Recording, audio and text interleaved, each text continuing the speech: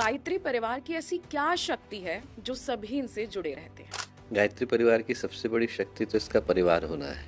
मैं अच्छा इंसान बनूं, समाज को रहने के लिए बेहतर जगह बनाऊं।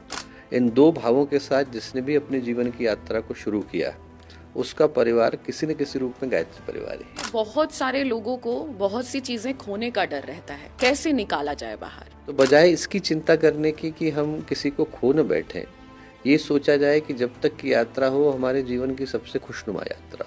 सारी परिस्थितियां आसपास की भूल के जीवन को कैसे सही दिशा में लेकर जाया जाए। जैसे ही हमारी रिश्तेदारी भगवान के साथ हो जाए, हमारे पिता भगवान, हमारी माँ गायत्री, हमारा जो संबंधी है वो धर्म, हमारे रिश्तेदार जो है सदाचार, अपने आप जीवन की दिशाधारा बदल जाती है। जैसे कहा जाता है कि दोस्ती अच्छे व्यक्ति से करनी है, तो हमें कैसे पता चले कि ये हमारे साथ सही रहेगा ये या सही व्यक्ति है? दोस्ती सुप्रिया जी की नहीं जाती, हो जाती है। हफ्ता भर यदि आप किसी के साथ रहेंगे तो उसके व्यक्तित्व की सही परीक्षा हो जाती है। तो 10 मिनट देख करके किसी के गुण, स्वभाव, कर्म का मूल्यांकन नहीं होता। मूल्यांकन तो उसके साथ एक लंबी अवधि गुजारने में होता है। आप में इतनी शांति और इतनी सादगी कैसे? हमारे में तो उतनी नहीं है, गुरुदेव में बहुत थी। जी। हम लोग तो किरण भर हैं और किरण को देख करके व्यक्ति को सूर्य का अंदाजा लगता है। तो एक ऐसे व्यक्तित्व जो जीवन के लगभग 40 से 42 वर्ष तक पूरी तरह एकांत में रहे, साधना से युक्त तपोमय जीवन गुरुदेव का रहा और बाकी के 38 वर्षों में गुरुदेव ने 3400 से ज्यादा पुस्तकें लिखी। डिजिटाइज करी गई तो 3397 डिजिटाइज हो पाई। यदि आप एक लाइन में गुरुदेव के साहित्य को लगाएं तो 800 फीट के करीब का स्पेस गुरुदेव का साहित्य जो उनके द्वारा लिखा गया है वो ले लेगा। बहुत सारे लोगों के मन में ये कश्मकश है कि हम दिल की सुने या अपने मन की सुने। जो सही है उसकी सुनी जाए, और सही क्या है ये हमारी अंतरात्मा से बेहतर कोई जानता ही नहीं। वापस ऐसा कैसे हो जाए कि सभी व्यक्ति वही सोच ला दें, सादा जीवन उच्च विचार? किसी न किसी एक को शुरू करना होगा। जी, सबसे पहले मतलब स्वयं में बदलाव करना है, तभी सबको और सबको साथ में लेके चलना है। एकमात्र तरीका वही है, सबको साथ में लेके चलना। ऐसी कोई दुनिया में जादू की छड़ी नहीं है जो आदमी के व्यक्तित्व को बदले, मन में शांति दे दे।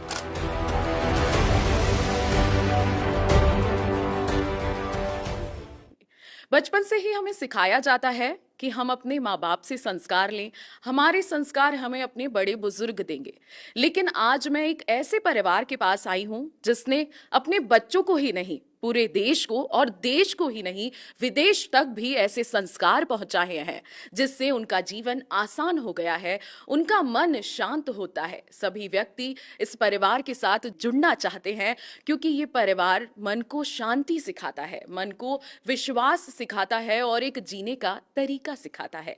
आज मैं हूं गायत्री परिवार के डॉक्टर चिन्मय पंड्या जी के साथ। चिन्मय जी, आपका बहुत बहुत स्वागत है। बहुत धन्यवाद सुप्रिया जी। आज मेरी वाणी लड़खड़ाए तो आप मुझे माफ करिएगा, क्योंकि मैंने बचपन से, जब से मैं बड़ी हुई, मैंने गायत्री परिवार के मंत्रों को सुना और शिक्षा ली। कई बुक्स थी जो मैंने पढ़ी और आज आप मेरे सामने हैं। सबसे पहले मैं यही पूछना चाहूंगी आपसे कि गायत्री परिवार की ऐसी क्या शक्ति है जो सभी इनसे जुड़े रहते हैं? गायत्री परिवार की सबसे बड़ी शक्ति तो इसका परिवार होना है। संगठनों को खड़ा करना तो आसान है, परिवार को खड़ा करना मुश्किल है। ऐसे लोगों का, ऐसे व्यक्तित्वों का अभाव नहीं जो समाज को अपने जीवन से शिक्षा देते हों, प्रेरणा देते हों। पर एक तो पूज्य गुरुदेव का, वंदनीय माता जी का जीवन ऐसा रहा जैसे आकाश में कोई दैदीप्यमान नक्षत्र होता है, भगवान सूर्योदय होते हैं। तो उनके उदय होने के साथ जो सूर्योदय का प्रकाश है पूरे क्षितिज पर छा जाता है, लोगों को उनके जीवन की प्रेरणा देता है। तो आप कल्पना करके देखें कि यदि आप पहली बार यदि उनका नाम सुन रहे हो, तो एक ऐसे व्यक्तित्व जो जीवन के लगभग 40 से 42 वर्ष तक पूरी तरह एकांत में रहे, साधना से युक्त तपोमय जीवन गुरुदेव का रहा और बाकी के 38 वर्षों में गुरुदेव ने 3400 से ज़्यादा पुस्तकें लिखी। डिजिटाइज करी गई तो 3397 डिजिटाइज हो पाई। यदि आप एक लाइन में गुरुदेव के साहित्य को लगाएं तो 800 फीट के करीब का स्पेस गुरुदेव का साहित्य जो उनके द्वारा लिखा गया है वो ले लेगा। तो चिंतन, विचार, दर्शन, साहित्य की दृष्टि से शिखर पर जिनका व्यक्तित्व रहा और उसके साथ जो खूबसूरती रही वो ये रही कि उनने एक पिता की तरह से, माता की तरह से हर उस व्यक्ति को जो उनसे मिला चाहे वो परिवार का हिस्सा बना या ना बना, प्रेम दिया, आत्मीयता दी, अपनत्व दिया, और उस धुरी पर गायत्री परिवार खड़ा हुआ। जी। उसका जो सबसे मजबूत धागा है वो प्रेम का धागा है। व्यक्ति छोटा हो बड़ा हो सब आपसे जुड़ता है, बुजुर्ग हो बच्चा हो सब आपसे जुड़ता है। ऐसी क्या गायत्री परिवार की शक्ति है? क्योंकि हर व्यक्ति का है ये। जी। गुरुदेव ने जब गायत्री परिवार को बनाया तो बनाने के साथ ही 3 सिद्धांतों को दिया। नर और नारी एक समान, जी। कि इसमें जो मूल भाव है वो यही कि इसमें किसी तरह का कोई डिस्क्रिमिनेशन नहीं, भेदभाव नहीं। नर और नारी एक समान, जाति वंश सब एक समान, मानव मात्र एक समान। हर व्यक्ति का, हर वर्ग का, हर वर्ण का, हर जाति का, हर संप्रदाय का, हर उस व्यक्ति का जिसके हृदय में 2 कामनाएं, जी। आत्म परिष्कार और लोक मंगल।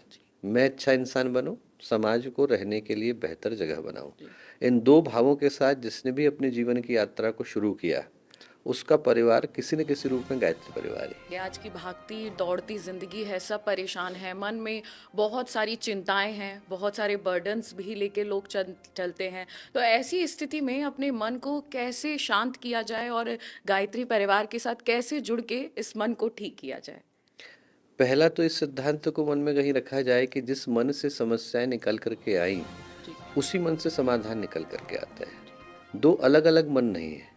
ऐसे सोचें कि हम लोग संसार के अंदर प्रवेश करने के लिए उद्यत हुए और जिस दरवाजे से अंदर घुस करके आए, उसके बाद हम बाकी के सारे दरवाजों को खटखटाते हैं सिवाय उसके जहाँ से हम लोग अंदर आए। तो जो मन बंधने का कारण है वही मन मुक्ति का भी कारण है। पर व्यक्ति क्या करता है कि मन से लड़कर या मन को एक तरफ रखकर अपने जीवन की शांति को पाना चाहता है। जी।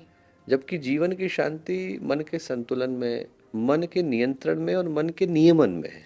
नियमन का अर्थ है कि उसको ऐसी जगह पर नियोजित करना कि हमें हमारे कर्म के ऊपर संतोष हो। जरा सोच करके देखिए, व्यक्ति के मन में असंतोष है क्यों, अशांति है क्यों, उसके मन में दुख है क्यों, कष्ट है क्यों? या तो उसको अपने किए पर संतोष नहीं है, जी। या फिर व्यक्ति ऐसे पथ पर चल रहा है जिसमें उसको स्वयं को स्पष्टता नहीं है कि मैं कर क्या रहा हूँ, जा कहाँ रहा हूँ, जो कर रहा हूँ वो सही है कि नहीं, जो कर रहा हूँ मुझे संतोष देगा कि नहीं, जो कर रहा हूँ उसमें मुझे आत्म सुख की, आत्म शांति की प्राप्ति होगी कि नहीं। और जहाँ पर ये स्पष्टता ही नहीं है, वहाँ पर मैं कितना भी कर लूँ, मुझे वो कर्म संतोष दे करके जाते नहीं। और इनके संतोष की जो जड़ है वो व्यक्ति के मन के अंदर ही विद्यमान है। जी। गायत्री परिवार से जुड़ने के साथ 3 चीज़ें व्यक्ति को उपहार में मिलती है। एक तो उपासना मिलती है।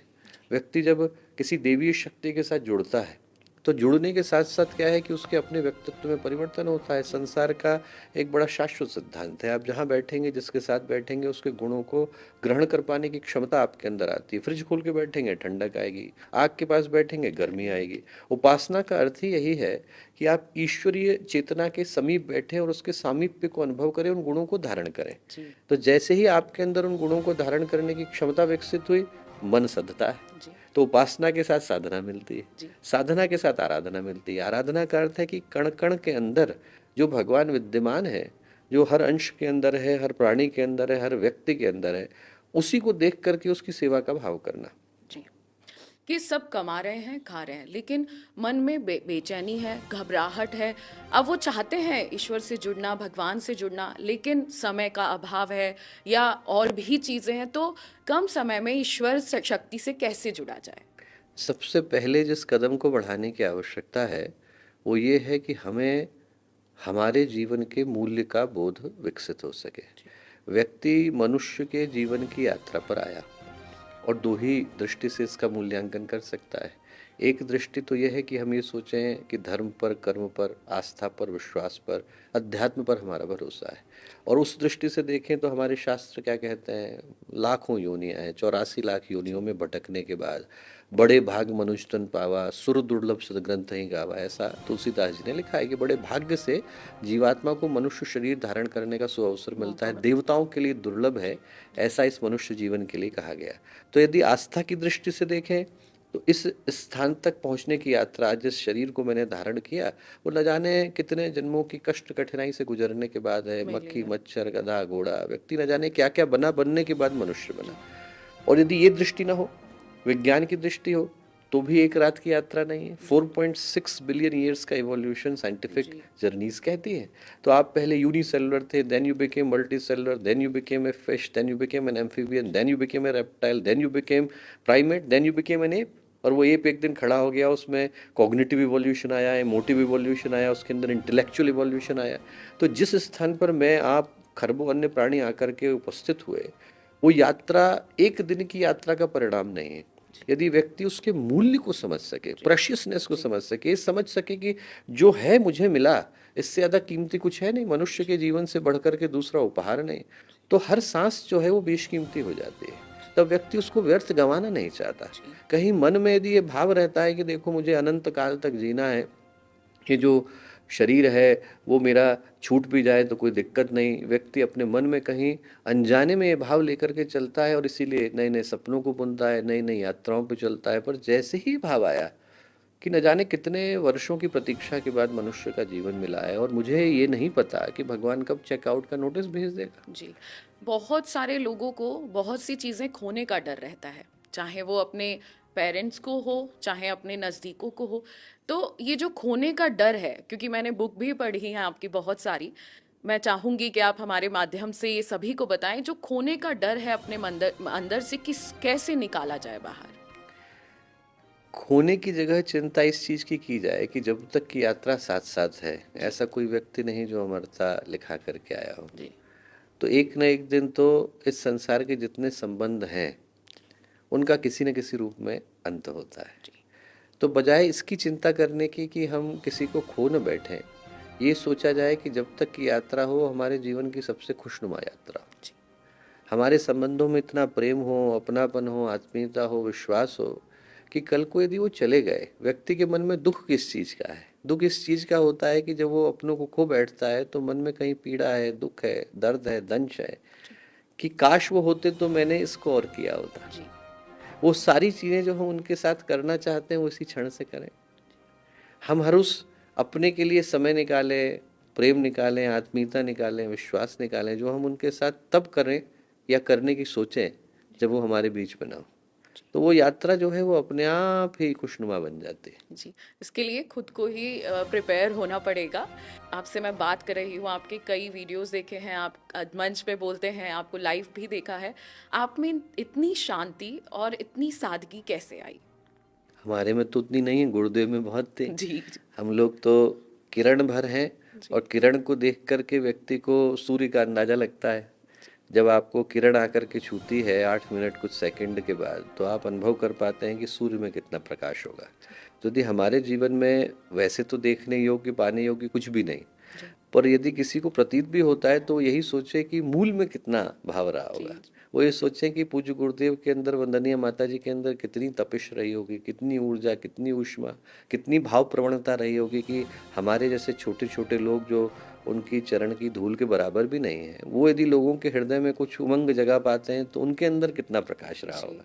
मन में घबराहट, मन में चिंता, ये सभी की आजकल परेशानी है। लेकिन जीवन को कैसे सार्थक बनाया जाए? सारी परिस्थितियां आसपास की भूल के जीवन को कैसे सही दिशा में लेकर जाया जाए? 5 सूत्रों को याद रखा जाए। जी पहला सूत्र तो ये याद रखा जाए सुप्रिया जी कि हर सांस का मूल्य समझा जाए। हम लोग अपने भविष्य का निर्माण इसी वर्तमान से कर रहे हैं। जो आज के घटनाक्रम हैं वो कल के भविष्य का निर्माण करने वाले हैं। कल के घटनाक्रमों ने हमारे वर्तमान को बनाया। जो गुजर गया कल था उससे आज बना, जो आज का कल है उससे आने वाला कल बनेगा।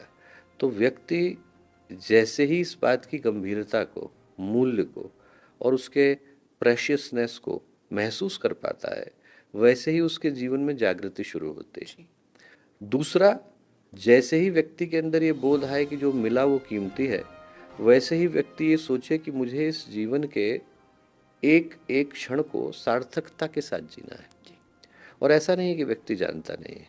हम लोग यदि गलत पथ पर चलते हैं तो हमारी अंतरात्मा हमें बताती है। हमें न किसी कोर्ट की, न्यायाधीश की, न किसी प्रशासन की आवश्यकता है। हमारी अंतरात्मा ही ये बताने के लिए पर्याप्त है कि मैं सही कर रहा हूँ या नहीं, सही कर रही हूँ कि नहीं। जब दुर्योधन थे, दुर्योधन से विदुर ने पूछा, उनने कहा कि एक बात बताओ आप और आपके भाई दोनों एक ही विद्यालय में गए, गुरुकुल एक, द्रोणाचार्य, कृपाचार्य, फिर क्या कारण है कि आपके भाई तो धर्म के पथ पर चलता है, शिक्षा तो एक ही मिली, जी सहपाठी एक थे, रहने का घर एक था, संबंधी रिश्तेदार सब एक थे, फिर वो सही पथ पर हैं, आप गलत पथ पर हो, ऐसा क्यों? दुर्योधन बोला, जानापि धर्मम नच में प्रवृत्ति, जानता हूं कि धर्म क्या है, करूंगा नहीं। जानापि अधर्मम नच में निवृत्ति, जानता हूं कि अधर्म क्या है, छोड़ूंगा नहीं। केनोपि देवेन हृदय स्थितेन यथा नियुक्तोस्मि तथा करोमि, ऐसा लगता है कि कोई अंदर आके बैठ गया और जहां नियुक्त कर देता है वो करने के लिए बाध्य हो जाता हूँ। तो पता तो दुर्योधन को भी है, लोगों को इन्फॉर्मेशन की नहीं डिटर्मिनेशन की जरूरत है, सूचना की नहीं संकल्प की जरूरत है। तो जैसे ही व्यक्ति के अंदर ये बोध हुआ कि मेरे जीवन का सबसे कीमती उपहार मनुष्य का जीवन ही है, वैसे ही व्यक्ति जागने का प्रयत्न करे, जागे और इस चीज के लिए जागे कि मुझे मनुष्य के जीवन को सार्थकता के साथ जीना है। तीसरा, यदि आपको खुशियां पानी है तो किसी और के जीवन में खुशियां लाने का कारण बन जाइए। आपने जैसे ही दूसरे के चेहरे पर मुस्कुराहट लाई, आपकी खुद की आती ही आती है। ऐसा कोई व्यक्ति नहीं जो दूसरे का दिल दुखाता हो, कष्ट देता हो, उसके स्वयं के जीवन में शांति हो, और ऐसा कोई व्यक्ति नहीं जिसने दूसरे को शांति दी हो उसके अपने मन में शांति आ गई। जी तो व्यक्ति दूसरे को खुशी देने का कारण बने। चौथा, अपनी रिश्तेदारी बदल ले। जैसे रिश्तेदारी में धर्म को पिता बना ले, सदाचार को जो है अपना संबंधी बना ले। ये सोचे कि हमारे जीवन का जो मूल मंत्र है वो हमें इस उद्देश्य के साथ जीना है कि हमारी हर सांस शुभ कर्म को करने वाली हो। कल को इतिहास लिखा जाए तो हमारा नाम उन लोगों की पंक्ति में नहीं हो जिनने जीवन को निरर्थकता के साथ जिया। जैसे ही हमारी रिश्तेदारी भगवान के साथ हो जाए, हमारे पिता भगवान, हमारी माँ गायत्री, हमारा जो संबंधी है वो धर्म, हमारे रिश्तेदार जो है सदाचार, अपने आप जीवन की दिशाधारा बदल जाती है। बहुत सारे लोगों के मन में ये कश्मकश है कि हम दिल की सुने या अपने मन की सुने, और दोनों, कई बार ऐसा होता है दोनों अलग अलग चलते हैं, तो ऐसे में किस चीज की सुननी चाहिए? जो सही है उसकी सुनी जाए, और सही की जो परिभाषा है वो इंटेंशन से तय होती है, आउटकम से तय नहीं होती। हमारा परिणाम क्या आया, कभी कभी हम लोग ये सोचते हैं कि जो सिद्धांत है वो ये कि हमें मिला क्या, उससे ज़्यादा महत्वपूर्ण है कि हमारी भावना क्या थी, और हमारी भावना क्या है किसी कर्म को करने के पीछे हमसे बेहतर कोई जानता नहीं। उसके लिए एकमात्र सिद्धांत जो गुरुदेव का है वो एकदम सही है, निष्पक्ष आत्म समीक्षा। एक दिन में आवाज जो है सुनाई पड़नी शुरू नहीं होती। अंतरात्मा, हम छोटे थे तो हम लोगों को जोर जोर से बताती थी, धीरे धीरे करके हमने समाज की सुननी शुरू करी, प्रवाह में बहना शुरू हुए, वातावरण में खींच के ले गया, तो आज जो है अंतरात्मा जोर से चिल्लाई भी तो उसकी आवाज को कोई सुनता नहीं है। ऐसा नहीं है कि लोगों की अंतरात्मा कचोटती नहीं, ऐसा नहीं है कि उनके मन के अंदर ये भावना नहीं आती कि हम लोग गलत पथ पर हैं। बस ये है कि समाज की आवाज़ें इतनी तेज हो गई है कि उन आवाज़ों में हमारे दिल की जो सच्ची आवाज़ है वो खो जाती है। जैसे जैसे हम सुनना शुरू करते हैं वैसे वैसे हमें हमारी अंतरात्मा के ऊपर भरोसा आना शुरू होता है। और जैसे ही व्यक्ति ने सुनना शुरू करा तो उसमें ये महत्वपूर्ण नहीं है कि वो आवाज़ दिल से आती है कि मन से आती है, महत्वपूर्ण यह है कि वो आवाज़ सही है कि नहीं है। और सही क्या है ये हमारी अंतरात्मा से बेहतर कोई जानता ही नहीं, क्योंकि हमें पता है कि हम किस भावना से किस कर्म को करने के लिए जा रहे हैं। और यदि वो भावना शुद्ध है, भावना सही है, तो दुनिया चाहे इधर की उधर हो जाए, आपको उस कर्म को करने के लिए तत्पर रहना चाहिए। और भावना गलत है तो चाहे सारा संसार भी मिलकर के आपसे कहे कि इसको करना है, उसको नहीं करना चाहिए। देखिए, कई बार क्या होता है, क्योंकि हम लोग इतने ज़्यादा सक्षम नहीं हैं ये सब समझने के और सोचने के, तो हम अपना जो चुनाव है वो सही नहीं कर पाते, चाहे वो दोस्त में हो, चाहे परिवार में हो, या चाहे ऑफिस या अपने ऑफिस के एरिया में हो। तो हम सही चीज़ों का चयन कैसे करें? जैसे कहा जाता है कि दोस्ती अच्छे व्यक्ति से करनी है, तो हमें कैसे पता चले कि ये हमारे साथ सही रहेगा, ये या सही व्यक्ति है? दोस्ती सुप्रिया जी की नहीं जाती, हो जाती है। तो पहला तो क्या है, इस चीज को इस दृष्टि से सोचा जाए कि हम लोग ये सोच के ना करें कि हमें किसी व्यक्ति के साथ दोस्ती करनी है, क्योंकि क्या है, व्यक्ति के व्यक्तित्व की सही परीक्षा तो उसके साथ लंबा समय गुजारने पर ही हो पाती है। हिंदी में कहावत है कि यदि किसी व्यक्ति को जानना है, और 100 वर्ष पुरानी कहावत है, कि उसके साथ जो है 60 किलोमीटर की यात्रा कर लो। 60 किलोमीटर की यात्रा का मतलब ये है कि उस जमाने में जब लोग पैदल चला करते थे तो हफ्ता भर लगता था। हफ्ता भर यदि आप किसी के साथ रहेंगे तो उसके व्यक्तित्व की सही परीक्षा हो जाती थी। तो 10 मिनट देख करके किसी के गुण, स्वभाव, कर्म का मूल्यांकन नहीं होता। मूल्यांकन तो उसके साथ एक लंबी अवधि गुजारने में होता है। तो हमारे को जो दृष्टि रखने की आवश्यकता है सही या गलत जानने के लिए, उसमें पहला तो ये कि हमारे जो मानदंड हैं वो सही होने चाहिए। यदि हमारे बेंचमार्क ही गलत है, हम लोगों ने रोल मॉडल ही गलत बनाए हुए हैं, तो हमें उन लोगों के अंदर अच्छाई दिखने लगेगी जिनके पास सामाजिक दृष्टि से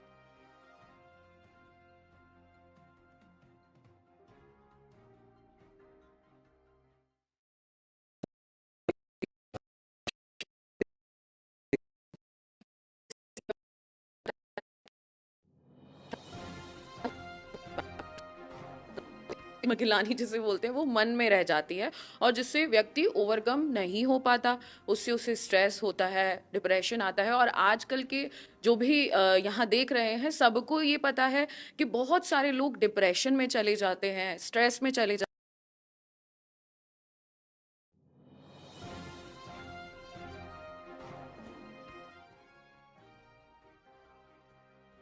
हैं। और बहुत सारे लोगों का हमारे पास सवाल भी आता है कि आप इतना धर्म की यात्रा करती हैं, तो आप पूछिए कि हम ये स्ट्रेस जो हमें हो गया है, हम ना चाहते हुए भी उसमें घुसते जा रहे हैं, उससे बाहर कैसे आया जाए?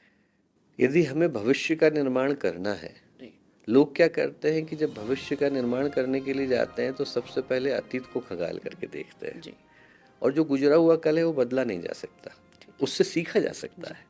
तो जो उद्देश्य है वो ये कि जो गुजरा हुआ कल है उससे सीखे व्यक्ति। जो गलतियां हो गई उसको आज मैं बदल नहीं सकता, जिस गलत पथ पर चला गया उसको बदल नहीं सकता। क्यों? क्योंकि वहां पर अब पलट करके उस समय को बदल पाना संभव नहीं। ऐसी कोई मशीन नहीं, ऐसा कोई इक्विपमेंट नहीं जो मुझे पीछे ले जाए और जा करके दोबारा से सही करने की प्रेरणा दे। पर मैं उससे सीख सकता हूँ और सीख करके ये तौल सकता हूँ कि मुझे आगे चल के क्या नहीं करना है। तो अतीत से व्यक्ति चिपक करके न बैठे, पर भविष्य के निर्माण का प्रयत्न करे। और भविष्य के निर्माण का मूल मंत्र क्या है? वर्तमान। आज के क्षण को यदि बेहतर किया जाएगा तो भविष्य अपने आप ही बेहतर होता चला जाता है। लोग ये सोचते हैं कि आज मैं खराब करता जाऊं और फिर उसके बाद हो सकता है कि परसों बेहतर हो जाए, तो ऐसा संभव नहीं है। जो मेरा ये क्षण है वही मेरे भविष्य का निर्माण कर रहा है। और इसी क्षण में यदि मैं सही करना शुरू होता हूँ, बिल्कुल और कहीं देखने की आवश्यकता नहीं। ग्लानि भी छूटती है और भविष्य के सपने भी छूटते हैं। दो तरफ हमारी दृष्टि है, इसलिए यहाँ पर ध्यान नहीं है। यदि मैं इधर और उधर देखता रहूंगा तो पैर तो पत्थर से टकराएगा ही। जी यदि मैं इसी क्षण में अपने मन को, भाव को, चिंतन को, ऊर्जा को लेकर के आता हूँ तो गारंटी है इस बात की कि व्यक्ति का जीवन जो है वो अपने आप सुधरना शुरू हो जाता है। सुधरना शुरू होता भी है, और बहुत व्यक्ति अपने आप को सुधारना चाहते भी हैं। हमने हमेशा से सीखा है और गुरुजी से ही सीखा है, सादा जीवन उच्च विचार। लेकिन आजकल की जो लोगों की लाइफ स्टाइल है, जो चाहते भी हैं कि सादा जीवन व्यतीत करें, अपने विचार अच्छे रखें, लेकिन जो कंपटीशन है आसपास कि बगल में ऐसा है तो हमारे पास भी ऐसा हो, न ना चाहते हुए भी थोड़ा इसे हम जैसे दिखावा कह सकते हैं। तो वापस ऐसा कैसे हो जाए कि सभी व्यक्ति वही सोच ला दें, सादा जीवन उच्च विचार? किसी न किसी एक को शुरू करना होगा। जी पहले तो ये पूछ करके देखना जरूरी है सुप्रिया जी कि जो लोग भाग रहे हैं उनको कुछ मिला क्या। जी यदि उनको शांति मिल गई तो ठीक है, वही पथ सही है। पर दुर्भाग्य यह है कि हर जो व्यक्ति भाग रहा है वो मन में कसक ही लेकर के भाग रहा है। जी जो आज लाख की दौड़ में भागा था वो कल करोड़ की दौड़ में भाग रहा है, जो करोड़ की दौड़ में भागा था वो अरब की दौड़ में भाग रहा है, जो अरब की दौड़ में भागा था वो खरब की दौड़ में भाग रहा है। और इस डर के साथ जी रहा है कि कहीं ये चला ना जाए। जी बिल्कुल। हम लोग संस्कृत में दो शब्दों का प्रयोग करते हैं, एक को बोलते हैं तृष्णा, एक को बोलते हैं आसक्ति। अंतर क्या है? तृष्णा का मतलब है जो नहीं मिला उसको पाने की कामना, जी और आसक्ति का मतलब है जो मिल गया वो छूट न जाए इसका भय। जी तो या तो व्यक्ति के मन में ये कामना है कि जो नहीं मिला वो मिल जाए, या व्यक्ति के मन में ये भय है कि जो मिल गया है कहीं गलती से चला न जाए। तो इन दोनों डरों के कारण व्यक्ति मन की शांति को तो भूल के ही बैठा है।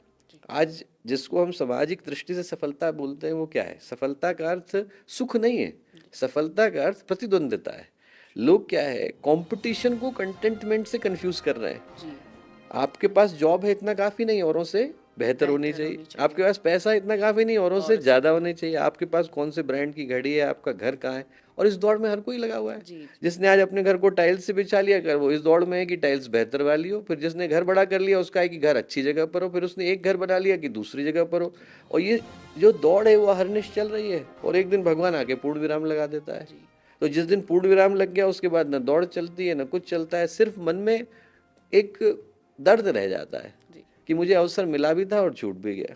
वो इकोनॉमिक्स में एक थ्योरी आती है, थ्योरी ऑफ डिमिनिश्ड रिटर्न। तो डिमिनिश्ड रिटर्न का क्या मतलब है कि आप पहली बार जूते का पेयर खरीदने के लिए गए तो आपके मन में एक्साइटमेंट होता है, और उस एक्साइटमेंट को पाने के लिए व्यक्ति दूसरी बार जूते का पेयर खरीदता है, फिर तीसरी बार खरीदता है, पर हर नए जूते के पेयर के साथ डिमिनिश्ड रिटर्न है। वो जो एक्साइटमेंट है वो कम होता चला जाता है। जो पहले जूते के पेयर का एक्साइटमेंट था वो 100वें जूते का पेयर नहीं देता, पर व्यक्ति उसी को पाना चाहता है। तो इस सिद्धांत का जो दूसरा पक्ष है वो क्या है कि आपको यदि वही एक्साइटमेंट चाहिए तो क्या करने की आवश्यकता है? आप पहले जूते का पेयर किसी और को दे दीजिए। जैसे ही आपने बांटना शुरू किया तो अब जो नया जूते का पेयर है आपको वही एक्साइटमेंट लेकर के आएगा। जी जी बिल्कुल। जहां आपने खुशियां बांटी, आपकी हर नई खुशी आपके लिए नई खुशी लेकर के आएगी। जी, सबसे पहले मतलब स्वयं में बदलाव करना है, तभी सबको और सबको साथ में लेके चलना है। एकमात्र तरीका वही है। सबको साथ में लेके चलना। ऐसी कोई दुनिया में जादू की छड़ी नहीं है जो आदमी के व्यक्तित्व को बदले, मन में शांति दे दे। हर माता पिता चाहता है कि उसका बच्चा अच्छे से आगे बढ़े, उसमें अच्छे संस्कार आए। सभी लोग इसी प्रयास में हैं, लेकिन आजकल का युवा थोड़ा भटक सा रहा है। कोशिश तो करता है आध्यात्म के क्षेत्र में जाने की, थोड़ा धार्मिक होने की, लेकिन कुछ रास्ते हैं जो गड़बड़ा जाते हैं। ऐसे में युवा कैसे सही रास्ते पे आए, और युवाओं के लिए आप क्या बोलना चाहेंगे? युवा भारत का भविष्य है और युवा पूरे विश्व का भविष्य है। लोग बोलते जरूर हैं कि युवा भटके हुए हैं, पर मेरा जो अपना अनुभव है वो ये है कि हिंदी में हम लोग कहते हैं दिशा धारा। दिशा धारा का मतलब है कि धारा हो तो उसमें दिशा देने की आवश्यकता है, नहीं तो वही धारा जो है वो विनाश का कारण बनती है। युवाओं में निश्चित रूप से ऊर्जा है, युवाओं से ज्यादा धारा किसी के पास नहीं, दिशा देने की आवश्यकता है। तो मुझे लगता है कि जितने भी हम लोगों के युवा भाई बहन हैं उनको मन में दो ही संकल्प लेने की आवश्यकता है। पहला संकल्प तो ये लेने की आवश्यकता है कि आज का जो हमारा युवापन है वो कल के वयस्क होने में, और जो कल का वयस्क होना है वो कल के वृद्ध होने में बदलेगा। मैं भी कभी युवा था, आज नहीं हूँ, पर हो सकता है कल जब मैं जो है और आगे बढ़ूँ तो मेरे जीवन का वो हिस्सा शुरू हो जहाँ पर मैं बुजुर्ग हो जाऊँ। और हर अवस्था की अपनी एक भूमिका है। तो मुझे ये सोचने की आवश्यकता है कि यदि आज मुझे ईश्वर ने अवसर दिया तो मैं अपने युवापन का जो सबसे बड़ा लाभ उठा सकता हूँ, अपने यौवन का लाभ उठा सकता हूँ, वो ये कि मैं एक ऐसी दुनिया का निर्माण करूँ जिस दुनिया में मैं ये चाहूँगा कि मेरी बाद वाली पीढ़ी निवास करे। यदि कोई चीज़ मुझे खराब लगती है, चाहे उसका नाम देश है, चाहे उसका नाम राष्ट्र है, चाहे उसका नाम समाज है, चाहे उसका नाम संस्कृति है, चाहे उसका नाम अपने हैं, चाहे उसका नाम रिश्ते हैं, चाहे उसका नाम पराये है, चाहे उसका नाम दोस्ती है, दुश्मनी है, कुछ भी, उसको बदलने के लिए मुझे स्वयं प्रयत्न करने की आवश्यकता है। सिर्फ मैं और मैं अपने समाज का और अपने भविष्य का निर्माण कर सकते हैं। यदि हर युवा के हृदय में ये बात गहराई के साथ जाती है कि हम लोगों का जो जीवन है वो इस उद्देश्य के लिए यदि खप भी जाता है कि हम लोग अगली पीढ़ी के लिए अच्छा भविष्य रच जाते हैं, तो सौभाग्य। जिन लोगों ने कभी पेड़ लगाया था उन लोगों ने उसके फल को खाया नहीं, आज वाली पीढ़ी खाती है, पर वो लगा करके गए, उससे कोई गलत काम उनने नहीं किया। जिन लोगों ने पहली बार सीएफसी के ऊपर नियंत्रण लगाया था, सीएफसी के कारण ओजोन परत गई, उसको सही होने में 32 वर्ष लगे, उनमें से कोई देख पाने की स्थिति में नहीं था कि उनके नियंत्रण का शुभ परिणाम क्या आया, पर आज हम लोग देख पाते हैं। न होता तो ओजोन परत जो है डिप्लीट कर गई होती। तो हमारा हर वो कर्म जो अगली पीढ़ी के लिए किसी शुभ भविष्य की रचना करेगा वो मेरे जीवन में सौभाग्य दे करके जाता है। और आप उसी चीज में लगे हुए हैं। बहुत अच्छा एक प्रश्न है कि जो वर्किंग वुमेन्स होती हैं, वर्किंग वुमेन है भारत में, तो ऐसा नहीं कि बस वर्किंग है, घर का भी काम काज करना है, ऑफिस भी जाना है, या जो घर का काम काज करती हैं वो भी पूरे दिन काम है, बच्चे हैं, लगी रहती हैं। लेकिन अब उनके मन में सवाल आता है कि हम घर का भी काम करें, ऑफिस का भी काम करें, अपने परिवार को भी संभालें, लेकिन हमारे मन में शांति कैसे हो? उनमें चिड़चिड़ आती जा रही है, या मन में कई उथल पुथल चलती है, तो उनका जो जीवन है वो थोड़ा मुश्किल होता जा रहा है। तो ये मैं चाहूंगी कि आप ये उनको उत्तर दे दीजिए इस चीज दो का। कहानियों से उत्तर देता हूँ। एक कहानी तो है रहीम की, जो उन्होंने तुलसीदास जी को लिख करके भेजी, कविता लिख करके भेजी। उनका प्रश्न था ठीक वैसा ही जैसा हमारी बहनों का है। उनने प्रश्न पूछा कि रहीमन इस संसार में मन चाहे करतार, दो घोड़े की सवारी कैसे करे सवार। तो उनने तुलसीदास जी को प्रश्न भेजा कि भगवान ने संसार में रख दिया है, मन भगवान की ओर लगा रहता है, अब दो घोड़े की सवारी एक साथ कैसे करें। तो तुलसीदास जी ने बड़ा प्यारा उत्तर दिया, बोले रहीमन इस संसार में हरि की राखो टेक, घोड़े पे चढ़ते हैं तो टेक लगानी पड़ती है। रहीमन इस संसार में हरि की राखो टेक, तुलसी यूं सध जाएंगे दो घोड़े रथ एक। रथ एक होता है, दो घोड़े होते हैं, पर यदि टेक एक जगह पर है तो हमारे हृदय में यदि भगवान है तो हम जहाँ कहीं पर भी जाएंगे वहां पर भगवान का ही काम करेंगे। तो इसमें अंतर नहीं है कि हम संसार करते हैं कि परिवार करते हैं कि भगवान करते हैं, हर जगह पर तो भगवान ही है। तो हमें अपने कार्य क्षेत्र को ही अपनी कर्म भूमि बना लेना चाहिए। ऐसा सोचने की आवश्यकता ही नहीं कि संसार और भगवान अलग अलग है। हमें सोचें कि संसार ही भगवान है। कवि और कविता अलग थोड़ी हो सकते हैं। जी बिल्कुल। जिसने रचना करी और रचनाकार, वो दोनों अलग अलग नहीं हो सकते। तो हम ये सोचें कि हमारा जो संसार है वही भगवान है, ये जो ईश्वर ने रखा। और दूसरा जो कहानी उनको बताएं तो उनको शायद अच्छी लगे। एक प्रसिद्ध रानी हुई भारत के, अहिल्याबाई होलकर। जी तो अहिल्याबाई होलकर लगभग 29-30 वर्षों तक युद्ध करती रही। जी तो उनका बड़ा मन था कि गीता पढ़ूं, नहीं पढ़ पाई। उनने पंडित जी को जब सब शांति हो गई तो बुलाया, बोले आप एक काम करिए, मुझको गीता सुनाइए। एक एक श्लोक पर मैं रोज चिंतन करूंगी तो मुझे गीता याद हो जाएगी। बोले ठीक। अगले दिन पंडित जी आए, उनने पहला श्लोक बोला, पहले अध्याय का, धृतराष्ट्रवाच धर्म क्षेत्रे कुरुक्षेत्रे संवेता युयुत्सव मामका पांडवाश्चैव किम कुरुवत संजय। धर्म क्षेत्र में, कुरुक्षेत्र में मेरे बच्चे, पांडु के बच्चे क्या कर रहे हैं बता। जैसे ही बोलना था, अहिल्याबाई होलकर बोली आगे मत बोलिए, गीता मेरी समझ में आ गई। तो बोले क्या बोल रही महारानी, अभी तो भगवान जो है वो बोले भी नहीं है, भगवान तो दूसरे अध्याय से बोलेंगे। अभी तो जो कहानी का विलन है, निगेटिव पात्र है धृतराष्ट्र, वो बोल रहा है। और वो भी कोई ज्ञान की बात नहीं बोल रहा है, वो भी सिर्फ एक सामान्य सा प्रश्न है, बच्चे क्या कर रहे हैं बता। बोले नहीं नहीं, आप फिर से बोलिए। वो बोली धर्म क्षेत्र कुरुक्षेत्र, यहीं रुक जाइए। बोले आप कह रहे हैं धर्म क्षेत्र कुरुक्षेत्र, और मैंने सुना क्षेत्रे क्षेत्रे धर्मम कुरु, जिसको जो क्षेत्र मिल गया वो वहाँ धर्म को करे। बोले मेरी दृष्टि में गीता का यही सार है। अच्छे पति बने, अच्छे पत्नी बने, अच्छे भाई बने, अच्छी बहन बने, अच्छे नागरिक बने, जो हमको करने के लिए मिला वो हम अच्छी भावना से करें ना। ये सोचें कि हमारे लिए यही उपासना है। एक संस्कृत में बड़ी प्यारी उक्ति है कि हमारा दायित्व का निर्वहन शरीर के माध्यम से भगवान की उपासना है। हमें जो काम मिला है हमने उसको मनोयोग से किया, भावना से किया, बिना किसी दिक्कत के किया, परेशानी के किया, कॉन्फ्लिक्ट के किया, कंफ्यूजन के किया। उससे बढ़कर के सौभाग्य नहीं। जी, पूरी बातों का सार यहीं से आता है कि सबसे पहले अपना खुद ही मनन चिंतन करना है, अपने आप को ही सुधारना है। भैया जी, नवरात्रि का पावन पर्व चल रहा है, ऐसे में माता रानी की उपासना होती है। तो थोड़ा सा हम थोड़ा धार्मिक चीज़ों के बारे में भी जान लेते हैं कि नवरात्रि के पावन पर्व में कैसे माता रानी की उपासना करें, कैसे गायत्री मंत्र का जाप करें। नवरात्रि से ज़्यादा पावन काल नहीं, आध्यात्मिक दृष्टि से सबसे मूल्य का समय होता है। जी ऐसे समझने की कोशिश करें कि हम लोगों को यदि किसी विशेष उद्देश्य के लिए तैयारी करनी होती है तो उसके लिए हम लोग पहले से व्यवस्था जुटाते हैं। जैसे भगवान न करे किसी को पता हो कि उसको 6 महीने बिना जॉब के रहना है, तो वो आज की तारीख से अपनी सेविंग शुरू कर देगा। जी आपको यदि हिमालय की ट्रैकिंग पर जाना हो तो आप 3 महीने के, 3 हफ्ते के, जितने दिन की ट्रैकिंग के लिए जा रहे हैं उतने राशन की व्यवस्था बना करके जाते हैं। जी हम लोग मेडिकल दृष्टि से, जो मेरा क्षेत्र है, हम लोग 2 शब्दों का प्रयोग करते हैं। बोलते हैं प्रोफाइलैक्सिस, बोलते हैं ट्रीटमेंट। ट्रीटमेंट का मतलब है कि अब बीमारी हो गई है, उसका इलाज करना है। प्रोफाइलैक्सिस का मतलब है कि नहीं होने देना है। जी तो जो नहीं होने देने का तरीका है वो नवरात्रि अनुष्ठान का तरीका है। हम लोग पहले से इतनी तैयारी करके रख लेते हैं कि यदि कल को हमारे अशुभ कर्मों के परिणाम हमारे जीवन में आते हैं तो हमारे पास इतनी ऊर्जा होनी चाहिए जो उन अशुभ कर्मों के परिणाम को पहले से निरस्त कर सके। It should be able to negate the adverse consequences of the wrong doings that we have committed before. वो कर पाने की सामर्थ्य हमारे अंदर जो है विकसित हो, इसके लिए नवरात्रि की साधना होती है। 2 प्रकट हैं, 2 गुप्त हैं। और जो विशेष रूप से सौभाग्य ऐसा कि अब आश्विन नवरात्रि का समय है, शारदीय नवरात्रि का समय आ ही रहा है। तो शारदीय नवरात्रि की जो 9 रातें हैं, जो 9 दुर्गाओं को, 9 शक्तियों को, 9 ग्रहों को, 9 चेतनाओं को समर्पित हैं, उसमें गायत्री का मंत्र सबसे पावन माना गया। क्योंकि गायत्री के मंत्र के साथ की विशिष्टता यह है कि ये कर्म के परिष्कार का मंत्र है। और जो साधना है नवरात्रि की, वो परिशोधन की साधना है। मेरे द्वारा जो अशुभ कर्म पहले से घटित हो गए, आज जो मेरे जीवन की परिस्थितियां हैं वो कहाँ से आई? वो आई मेरे पूर्वकृत कर्मों से। जो पहले के कर्म है वो आज की परिस्थितियों का निर्माण करते हैं। उन परिस्थितियों से मैं 2 तरीके से निबट सकता हूँ। एक तो कि मैं परिस्थितियां बदल दूं, कोई नहीं बदल सकता। भगवान राम भी धरती पर आते हैं तो अपने जीवन की परिस्थितियां नहीं बदल सकते। भगवान कृष्ण नहीं बदल सकते। बड़े बड़े महापुरुष नहीं बदल सकते।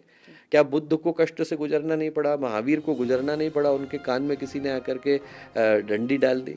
क्या कबीर दास जी को गुजरना नहीं पड़ा? उनके हाथ पैर में हथकड़ियाँ डाल दी गई, पानी में डुबो दिया गया। प्रहलाद को गुजरना ही नहीं पड़ा, उनको आग के उससे गुजरना पड़ा। सुधनवा को खौलते तेल में उतरना पड़ा। बड़े बड़े महापुरुषों को गुजरना पड़ा। तो परिस्थितियों को बदल पाना संभव नहीं, मनस्थिति को बदल पाना संभव है, मैं उनको किस दृष्टि से देखता हूँ ये बदल पाना संभव है।